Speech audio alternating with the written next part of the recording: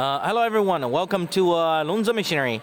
I'm going to introduce to you our 75 kilowatts fly die wood pellet machine. Now in front of you is the complete machine with electric control panel. This pellet machine suitable for making wood pellet, straw pellet.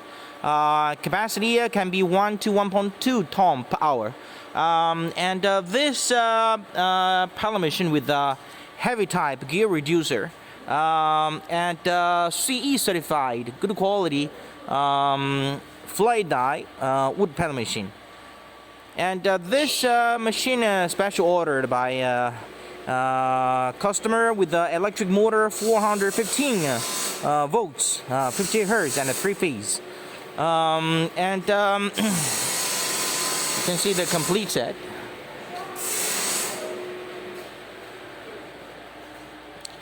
With the input hopper and the output hopper and automatic lubricating pump for gear oil to main shaft bearing.